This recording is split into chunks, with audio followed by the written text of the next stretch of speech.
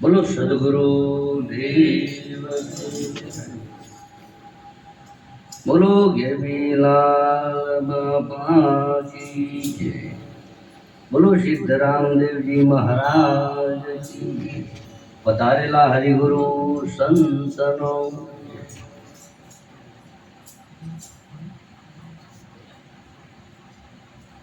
સંતોએ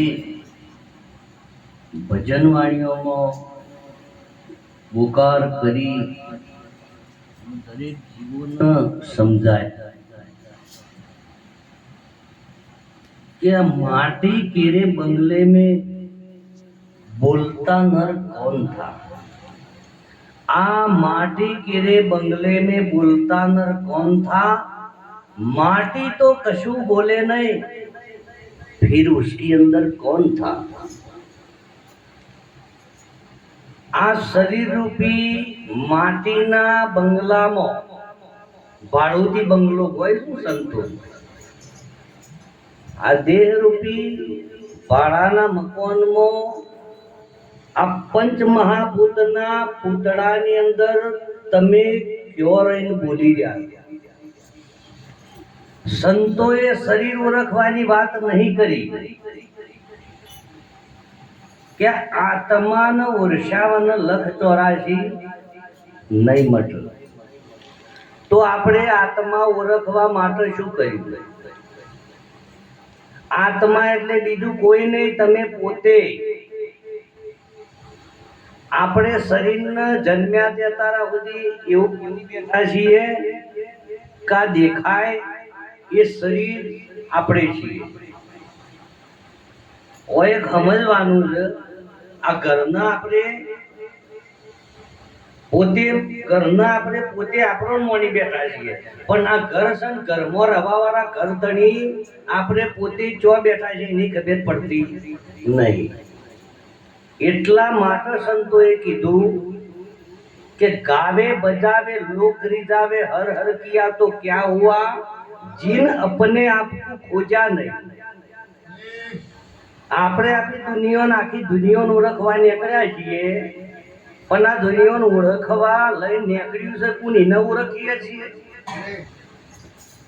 સંતોએ ભજન વાણીઓમાં કીધું આપણે ગા ગા કર્યું, વાહ વાહ કર્યું, હરી હરી કર્યું, પણ એના ભેદના આપણે સમજ્યા નહીં કે આખા લેબડામાં એક ડાળું મેઠું રણછોડ રંગીલા, એટલે આપણે આ 5 લેબડા પર નહીં જતું રહેવાનું, એ તો આખો કરવો જે લેબડો હોય। પણ આ શરીર રૂપી સંતો બહાર કઈ બોલતા જ નહીં। શરીર રૂપી આ એક લેબડો કીધું, ઓમાં ઘણો બધો ડાળો પોખરો છે, પણ ઓમાં એક ડાળું મેઠું છે। એને સંતોએ કીધું કે 7 સમુદ્ર દેવે હિલોળા 900 નદીઓ ઘેરી, કોરે મોરે ખારો રત્નાગર, અને વચમાં છે અમૃતની લેરી। એ અમૃતની લેરી છે એને મેઠું ડાળું કીધું સંતોએ। પણ એ ચો છે 7 સમુદ્ર, તમારા મસ્તકમાં 7 સમુદ્ર છે, 7 દરવાજા છે, 7 સમુદ્ર છે। સમુદ્ર એને કહેવાય કે કદી ખૂટ જ નહીં। ઓખથી ગમે એટલું જોયું, આખી દુનિયા જોઈ, આકાશ જોયું, તારા સૂર્ય ચંદ્ર પહાડો ઝાડ બધું જોયું, પણ કોઈ દાડો ભરાઈ ગયું કે ના ભાઈ અમારો સ્ટોક થઈ ગયો? માં એવું નહીં। કોનથી આપણે કથા હોભરી, રામાયણ હોભરી, મહાભારત હોભર્યું, ભજન વાણીઓ સત્સંગો કથાઓ બધું હોભર્યું, પણ કોઈ દાડો એવું થયું કે ભાઈ આપણે ભરવાનું સંભળાવ જગ્યા નહીં, માં એવું નહીં। મોઢાથી ગમે એટલું આપણે બોલીએ પણ કોઈ દાડો થઈ રહ્યું નહીં, થઈ રહ્યું નહીં। નાકથી ગમે એટલું શ્વાસ લે મશીનો થાચી ગરમ થઈને હરજી ગયો, આ મશીન કોઈ દાડો ગરમ થતું અને કોઈ દાડો બને પડતું નહીં, અને બની પડતી હોત કરવાની જરૂર જ નહીં। એટલે આ 7 સમુદ્ર છે, એમાં એક સમુદ્ર એવો છે કે એના વચ્ચોવચ અમૃત ભરેલું છે। એને સંતોએ કીધો 10મો દરવાજો, એને કહેવાય મૂળ કમર, એને કહેવાય નાભી કમર। નાભી એટલે શરીરની ડુલટીને સમજવાની। નાભી કમરમાં નેજા રૂપ્યા, नेजो चो रोप्यो छे अधर मेल में वसे गणेशा धरी ले उसका ध्यान भक्ति कोई मर जीवना काम એટલે સાત સમુદ્ર ખરા પણ એમાં એક સમુદ્રમાં અમૃત છે એ જોય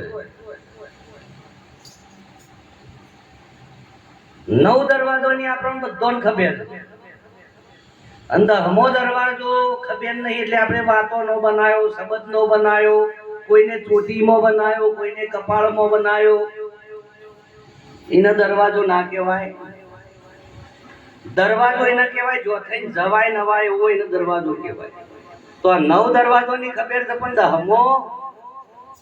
દહમો દરવાજો બે ઓખો બંધ કરો એટલે અંધારું દેખાય ઓખથી તો આપણો જગત દેખાય છે પણ બે ઓખો બંધ કરીએ એટલે અંધારું દેખાય અને અંધારું દેખાય છે ને તલ જેવરો પોઈન્ટ છે અને એના વચ્ચો વચ્ચે ગોલ પડે છે જેને કહેવાય तल पर तारो रज पर कुची मेरे सदगुरु ए खोल बताया तब सोही माने मेरी नजरों में आया जो अंधारू सही अजवारू थाया बात पाकी याद રાખવા બીજે જોય થાય જો અંધારું સહી અજવાળું એટલે કીધું કે ગોકુળ જોવા મે જતા શેર જોયું ફરી ફરીને ઠેકોણા તાણે નેણે નિરખ્યા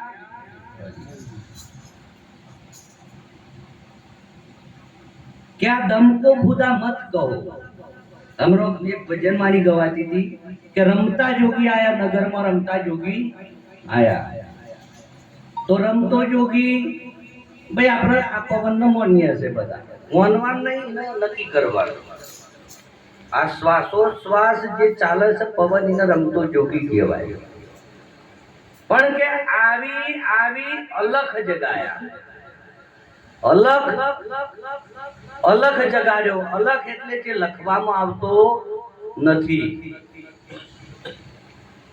તમારા શ્વાસની અંદર એક શબ્દ गर्जना થાય कोई सुनता है गुरु ज्ञानी आ गगन में आवाज हो रही झीणी झीणी જેને કોઈ અનહદ નાદ કીધું કોઈને કીધું કે ડુંગર ઉપર એક ઢોલ વાગે વના દોડીએ રણકારો કોઈ મરે બ્રહ્મના જીવની એટલે આ બધી વસ્તુઓ કે મૂળ કમરમાં ચાર ચોકીઓ નાભી કમરમાં ચાર ચોકી એટલે કોઈ બે હાથમાં બે પગ કે ડોલતી નાભી કે કોઈ ચાર વેદોની કે આવું ના હોય અઢૂની માતા કે જોધપુર જા શિવપુર જા પણ જોર ના મરી અઢૂની ની જોય કે આ ગઢરાની મોય પણ અઢૂની નો ફૂમતો ચાર મૂળ કમર માં ચાર ચોકી એટલે આ ચાર હું તો ચાર ચોકી અને ચાર ફૂમતો જો અઢૂની હોય આજુબાજુ ચોટેલો હોય બીજા આગળ હોય ના હોય એટલે કીધું કે ટીલડી રે મારા નેણોમાં શુભદી ચોટાડી છે કપારમાં તો એ હોય છે નેણોમાં વસ્તુ સમજવાની મીરોભાઈએ કીધું કે પાયોજી મેને રામ રતન ધન રામ છે રતન છે ને રતન છે આ શરીરમાં હાચું ધન છે એના સિવાય કોઈ પરમાત્મા નથી બીજું તો આડકો લોય મોસ માટીના સિવાય બીજું કશું મળશે નહીં એટલા માટે કીધું કે રમતા જોગી આયા નગરમાં આવી આવી અલગ જગાયા અલગ એટલે જે અંદર નાદ વાગે છે એમાં જે અવાજ શબ્દ વાગી ગયો એ શબ્દ તમે સાંભળી શકો પણ લખી શકો નહીં એને કહેવાય અલગ પણ આ અલગ ચોથી આવ્યો क्या एडामो शेडू नतु एडू होय पाछू ऊपर एडामो के शेडू नतु तो चेतन ચોથી આયા